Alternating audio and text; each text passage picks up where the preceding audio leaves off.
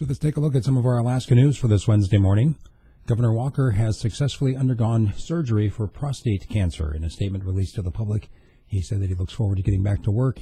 No further treatment is expected, and they did not disclose where or who did the surgery because of privacy issues.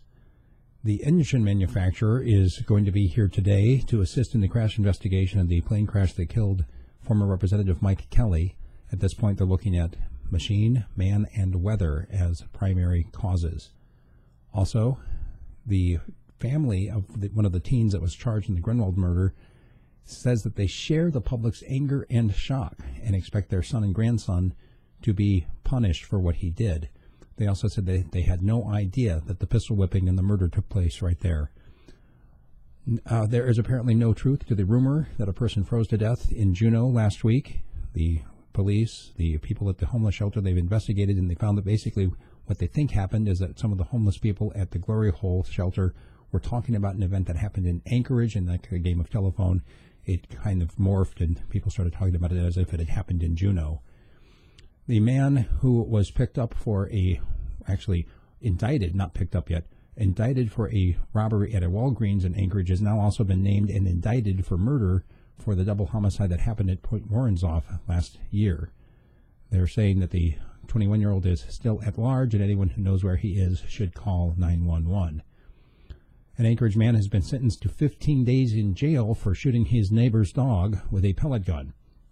The reason the Korean gave for shooting the dog was that he was sick and tired of it. He expected the neighbor to do something about it. The neighbor said that he never spoke to her before shooting her dog. An Anchorage man also has been sentenced for attempted murder of a police officer, multiple years in jail to come. And Trump naming Rex Tillerson to lead the State Department.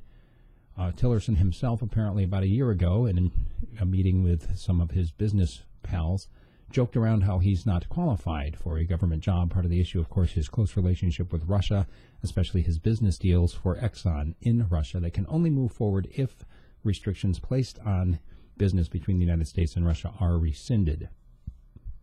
That Juneau man who was shot 3 times in Lemon Creek, no further details, no arrests. The only thing that has emerged is a GoFundMe page for the man.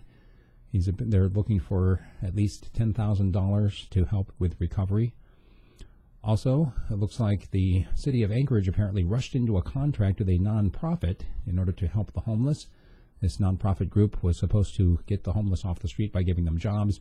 Now, apparently, a for-profit group is also using the same building that they were given rent-free by the city. The man who was involved in the Nikiski shooting, the man who was shot by troopers, has now been arrested for those probation violations that they were looking for him for in the first place.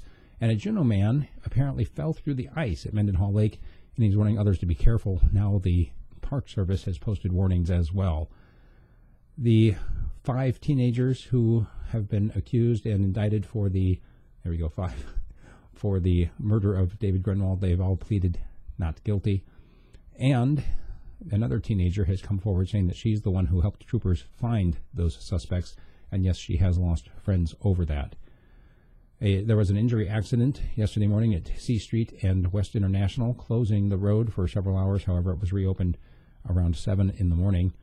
And it has been announced that President-elect Trump is picking former Texas Governor Rick Perry as the Energy Secretary, which is interesting because he said that he wanted to close that department down when he was running for president in 2012. Also, Congress has passed a bill to help vets who have less than honorable discharges to get full health care benefits. Murkowski's energy bill has officially ended with a whimper as the House of Representatives gavelled out without reconciling the Senate bill. And the Fairbanks woman who allegedly shot her longtime boyfriend apparently called and confessed to her daughter, but when troopers showed up, said that he shot himself. He had multiple gunshot wounds.